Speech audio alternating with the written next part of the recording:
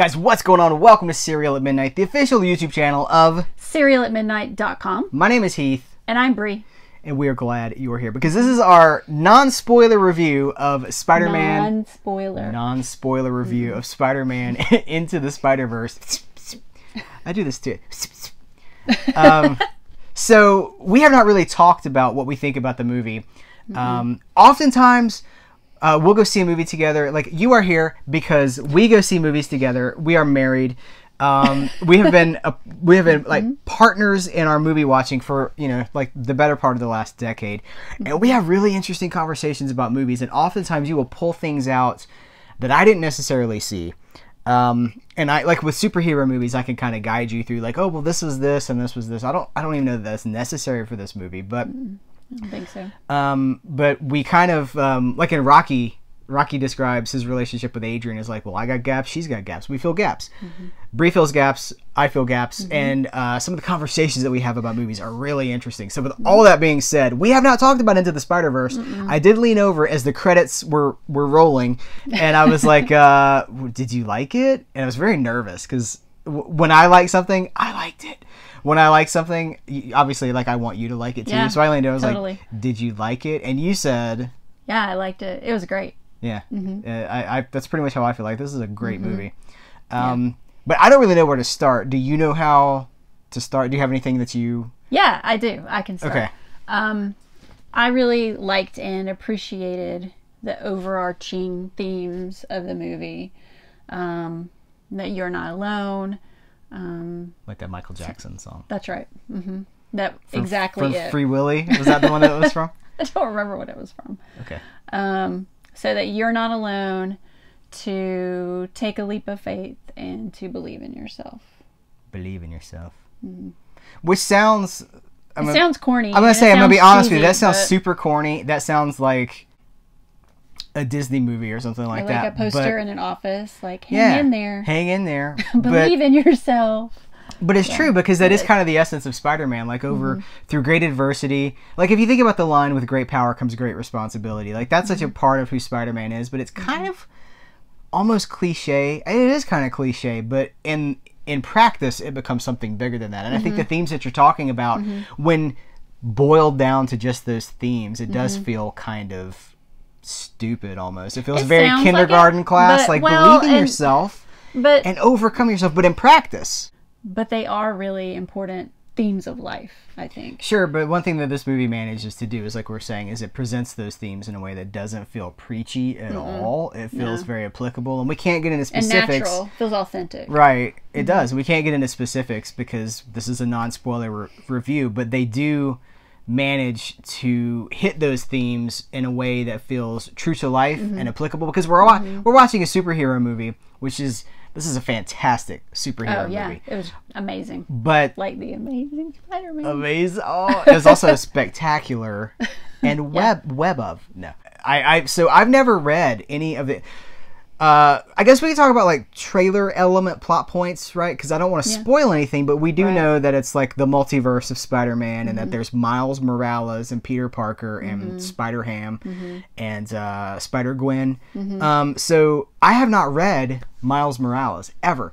I read Ultimate Spider-Man all the way up to the point where the Peter Parker story ended, and it was passing the torch to Miles Morales. And at that time, I was like, well, I don't want to carry on with something else when I don't even know who... They've invented this character for this book, which is pretty much what happened, is they just invented a character in like 2011. And I was like, no, this is a jumping off point for me. So I've never read any Miles Morales Spider-Man. And this makes me care so much about Miles Morales that it was like, it doesn't matter that he's not Peter Parker or that like all these characters, even Spider-Gwen, like she's only been around for... I don't know, 3 or 4 years. And they do such a good job of representing those characters that I immediately connect with them. Yeah. You connect with everybody in the movie. Even the bad guys. So. Yeah, even the bad guys are sympathetic. Like the Magneto thing, where Magneto, his methods are questionable, but his motivations are not. They're understandable. Right. Can we also talk... So I'm going to talk about this from like a comic book fan perspective, because I've loved every Spider-Man movie at some point to a certain degree, and I don't love the Sam Raimi, Tobey Maguire, Sam Raimi movies, like I did at the time, and for whatever reason, I feel like a distance between those. But this movie, like it homages that. Every Spider-Man continuity that there's ever been is somehow folded into this movie. For a studio that seems to be like Sony, for a studio that seems to be having problems or has had problems trying to figure out how to move their Spider-Man stories forward without Marvel or independently from Marvel. Like the Venom movie. The Venom movie doesn't really fit into the Spider-Man universe. They really seem to have struggled with, like, they did The Amazing Spider-Man with Andrew Garfield. Yeah. Which not very long ago. Which I liked. They did The Amazing Spider-Man 2, which I'm on a podcast talking about how that movie made me cry in a good way.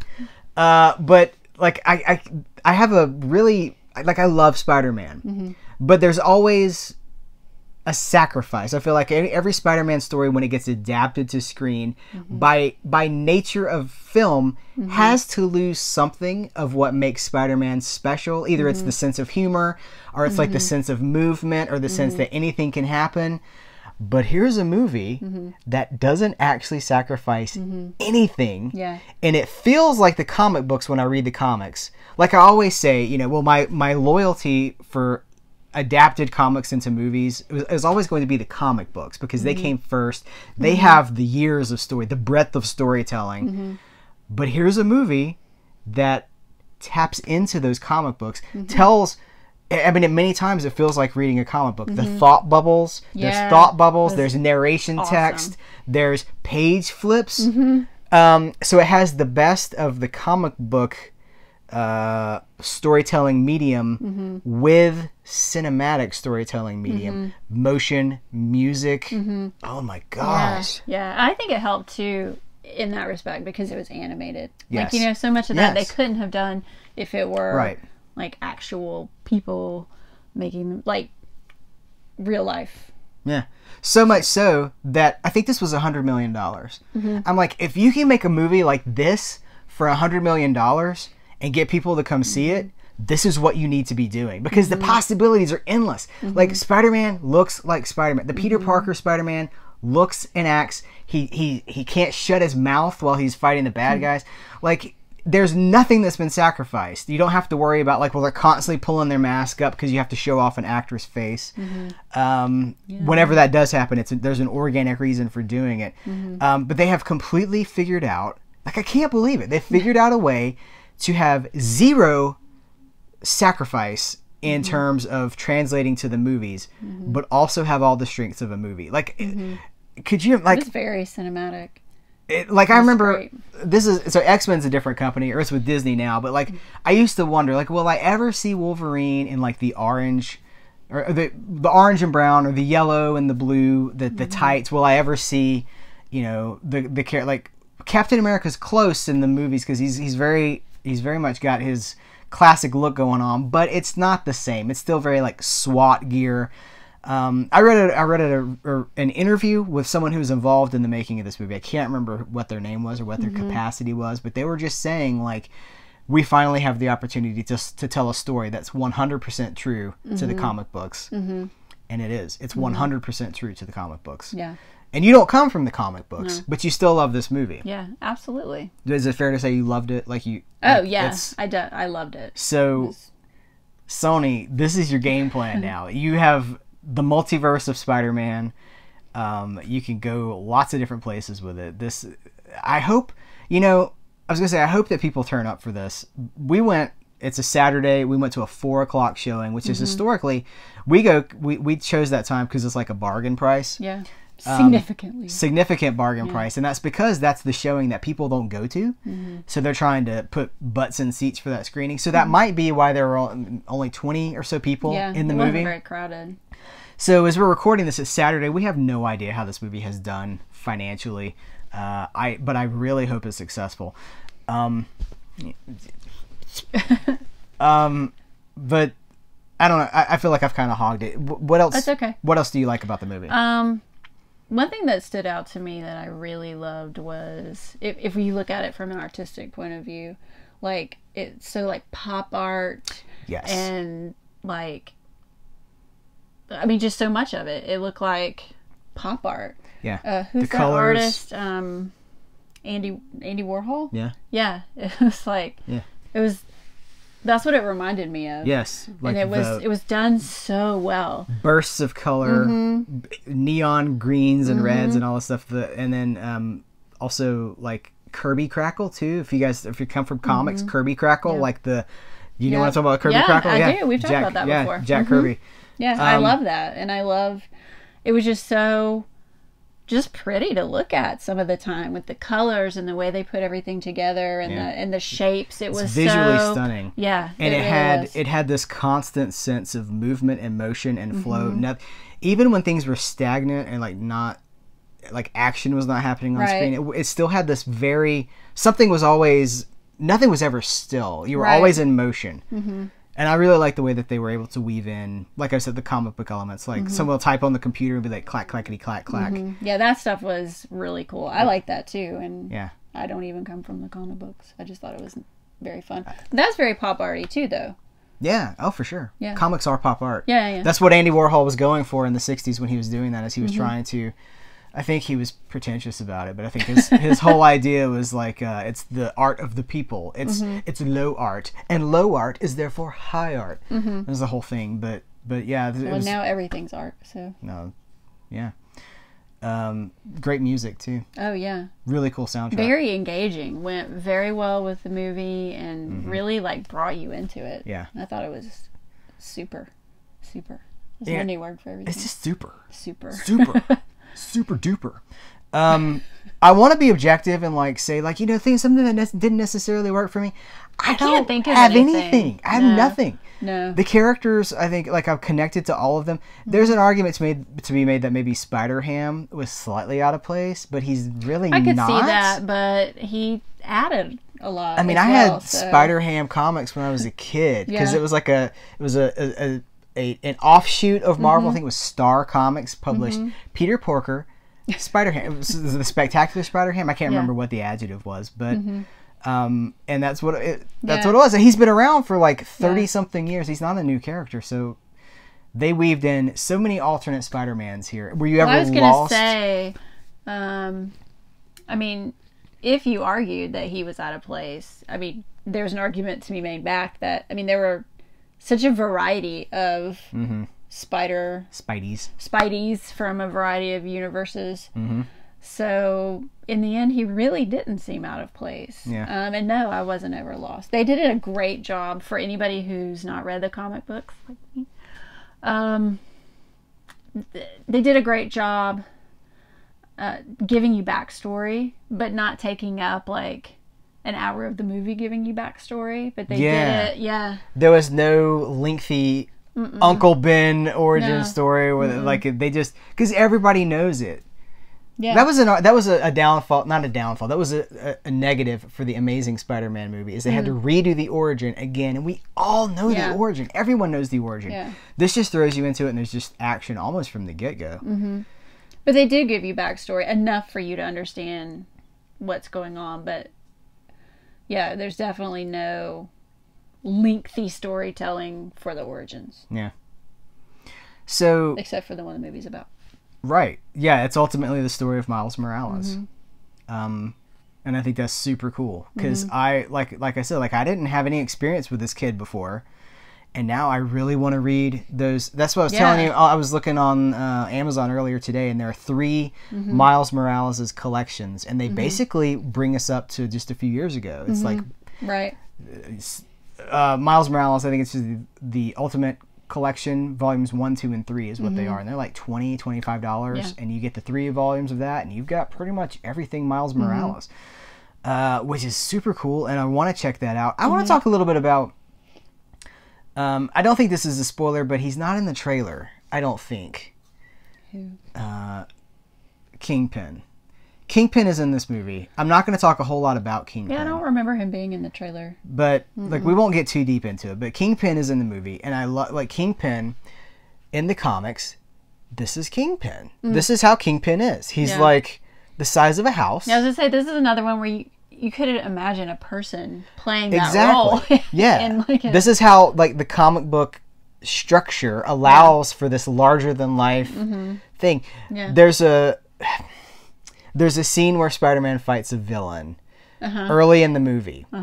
And it's straight out of a comic book. It could never be done in an actual movie because it would just be like, what am I watching? Yeah. But in this movie, like the confines of what they've done here, like within the structure of this movie, it's comic book reality. It is actually, I can't believe it. It's a comic book with big movie budget production, everything. It was like they just took a comic book and that was their storyboard, and then they put it into. That's exactly right. That's exactly right. And as a comic book fan, it makes me so happy. Yeah. Well, and the movie made me want to read it. Like, I'm not a big comic book reader, but it made me want to read, like, to find out about all these Spideys that were in the movie. And they were also engaging and interesting. That is fantastic. I was going to ask you, that was how I wanted to end this video, is to say, does it make you want to read more?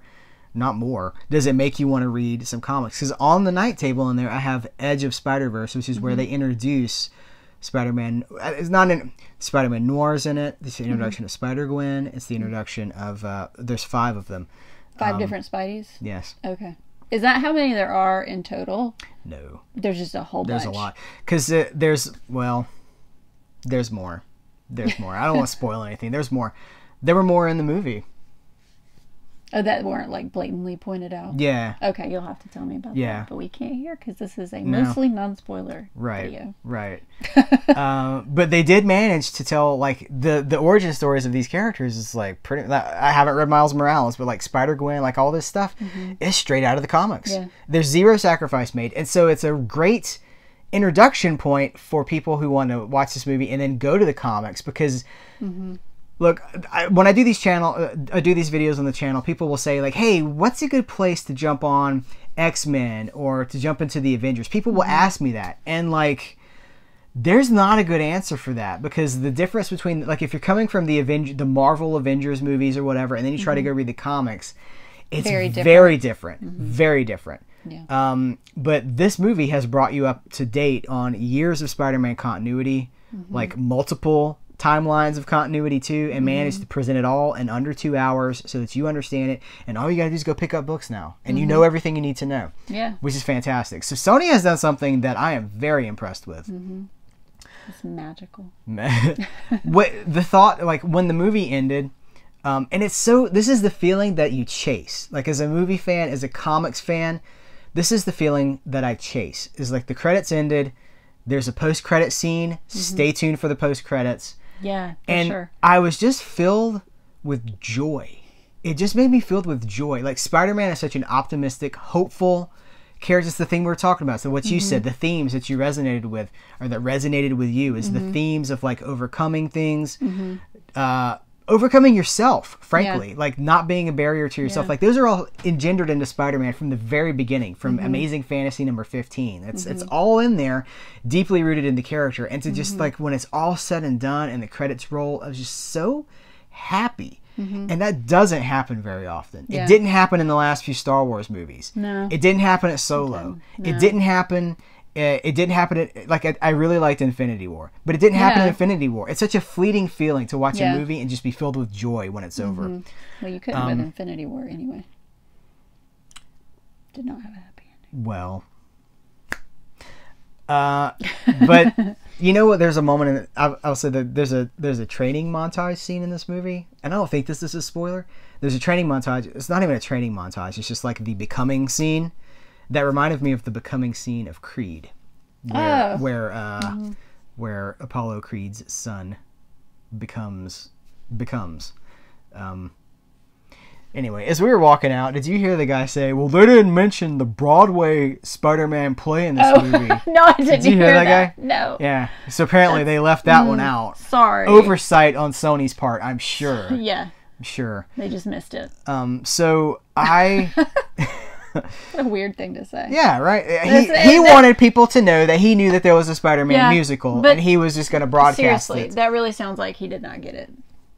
If that's what he comes away with. That was his takeaway? Yeah, that was his takeaway. The movie existed just to cram in as many Spider people into one movie as they could, with no, just action. It's just action. Themes are stupid. Storytelling. What storytelling? It's had a great arc as far as structure goes. And it was screenplay co-written by Phil Lord. I think it was co-written. I don't have IMDb pulled up right now, so I'm going off memory. But Phil Lord, one half of the Lego Movie team, and one of the people who was pulled off of Solo in the final hour. And it makes me wonder what could have been with Solo, because what would have happened? What is this? I'm so impressed with this movie. Did they have something? Cause I think one of the thing that I read with this person said that they only realized about a month ago that it was going to be something. They had greenlit this movie. They had greenlit it. They had almost finished it, and it was only when they started to screen it for people and start to like watch it all put together that they were like, wait a minute, this is actually good. So they took a huge chance on it, I guess. And without any concern of whether it was good or not. Well, that's what movie studios do, and I think that's what Sony is doing. Sony is looking for their next franchise. They're looking for, like, business is not good. And they're looking for things that will further their brand. They're looking for, like we saw a commercial or the preview for Artemis Fowl for Disney. And I said to you, oh, Disney's looking for Harry Potter money. Because that's exactly what it is. It's Disney chasing a Harry Potter. Trailer too, I thought. It's Disney chasing a Harry Potter-like franchise so that they can get in on that too. Sony has been looking for a way into the superhero market. I don't think they had good hits with Amazing Spider-Man. I don't think Venom was the way forward. But they took a chance on this. It's low. $100 million is not low budget, but for a superhero movie, that's not that bad. Yeah. This is your way, Sony. This is your ticket, man. This could be it. So I think that's about all that I have to say. But God, I'm just so impressed with this movie. Yeah. So impressed with this movie. Me too. I can't wait. Like, I'm going to buy it when it comes out on Blu-ray, and I would just watch it and watch it. It's on a loop over and over and over. Because there are very few parts of I don't know if there are any parts of the movie that I'm just like waiting for something to happen. I'm just like engrossed in it all the time. Oh yeah, no, there was no point where I can remember where I was zoned out thinking about what we were going to have for dinner or whatever. Like, it was very engaging, very it's funny. Fun. Yeah, it's fun, emotional. Funny. Yeah. It's fun. It's got tons of sweet action. Yeah. The Spider-Man. Oh, I know what I wanted to say. We're talking about like the sacrifices that movies have to make. You will never see a live action movie where Spider-Man poses like Spider-Man does, where he's like almost completely down on the ground and his leg is like completely out to the side and it's like his finger. Like, you can't do that with a human actor. But Spider-Man is just like full of the Spidey poses in this. Like tons of like swinging directly into the camera, and then like feet, like Eric Larson, Todd McFarlane, they brought a lot of that the fluidity of the swinging, where it's like legs akimbo and stuff, where he'd be doing like the splits, like his legs would be split completely apart while he's holding on. It's all in this movie. It's just such a visual love letter. It's a love letter to Spider-Man in all senses. So man, I'm impressed with this movie. Yeah. Let's go watch it again right now. Okay. Go back to the theater. All right. Okay. Guys, thanks for hanging out with us, talking about Into the Spider-Verse. Did you see the movie? If you did, why not? And if you did, what did you think about it? Let's continue the conversation in the comments down below. Guys, thank you so much. I do appreciate you. We both appreciate you. And so until next time, we will catch you later.